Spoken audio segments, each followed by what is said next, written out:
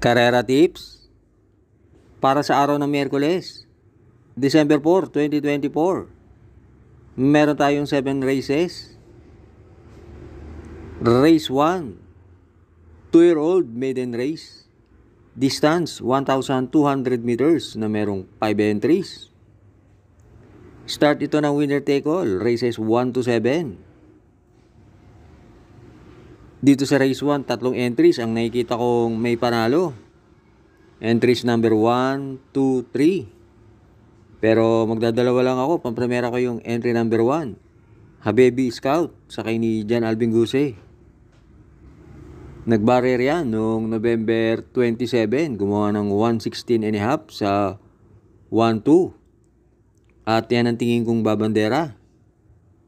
Panigundo ko yung entry number 3, Robotic Clay, sakay ni JB Bakaygay. Yan naman, nung Marho Day, napalaban kina El Jaleo sa isang 1,400 meter race. Tumapos ng 131.8. Kaya dito sa race 1, pampremera, 1, Habibi Scout. Panigundo, 3, Robotic Clay. Race 2, Pilo Accumulating Base Class 5, 11 to 15, split. Distance, 1,200 meters na merong 8 entries. Start ito ng pick 6, races 2 to 7. Dito sa race 2, pampremera ko yung tingin kong babandera na entry number 6, My Boy Lollipop, sakay ni RM Garcia. Matulin yan si My Boy Lollipop, tingin ko walang makakasabay dyan. At last run, mabigat lang ang nalabanan yan. Si Viva de Oro sa isang 1,400 meter race. Ngayon, 1-2 lang ang distansya. Panigundo ko yung entry number 7, Don Pedro, sakay ni Jampo Leguse. Sa tingin ko naman, di pipiliting mauna yan. Dahil alam niya, matulin yun sa ace. At yan si Don Pedro, merong 114.5 sa 1-2. Kaya dito sa race 2, pampremera sa ace, My Boy Lollipop. Panigundo, 7, Don Pedro. Race 3, Pilo Accumulating Base Class 4, 16 to 21, split. Distance, 1,200 meters na merong 8 entries. Start ito ng pick 5, races 3 to 7. Dito sa race 3, pampremera ko yung entry number 5, Calendar Girl, sakay ni A.R. Ramos. Bumaba ng rating base yan, si Calendar Girl. At yan naman, may tulin yan. At panigundo ko yung entry number 3, Natural Beauty, sakay ni J.R. De Ocampo. Nung nanalo yan sa maiden, 129.8 lang ang tinapos niyan. Pero yung kabayo na yan, may tulin yan. At angkop sa kanya ang distansyang 1-2. At may area na 13 medyo, 21 medyo, kaya tingin ko may panalo yan. Kaya dito sa race 3, pampremera 5, Calendar Girl. Panigundo 3, Natural Beauty. Race 4, Pilo Accumulating Base Class 5, 6 to 10 split. Distance 1,200 meters na merong 8 entries. Start ito ng pick 4, races 4 to 7. Dito sa race 4, pampremera ko yung entry number 2, Doña Chichay, sakay ni LF Desus. Lately, magaganda na tinatakbo niyan. At last run, na segundo yan kay Flywheel sa isang 1,400 meter race. Panigundo ko yung entry number 5, Piece of Cake, sakay ni JB Hernandez. Yan ang tingin kong babandera at tamang-tama, maiksi lang ang distansya. Kaya dito sa race 4, pampremera 2, Doña Chichay. Panigundo 5, Piece of Cake. Race 5 na tayo.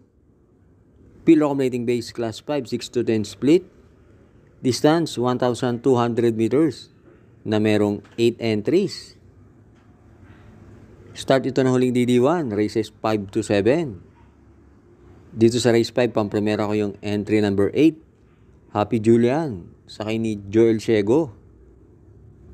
Nanalo yan nung November 23. at gumawa ng 129.6 sa 1-4. At ang maganda dyan kay Happy Julian, na isusunod dyan, hindi niya kailangan pilitin mauna at maganda pa ang numero niya ngayon.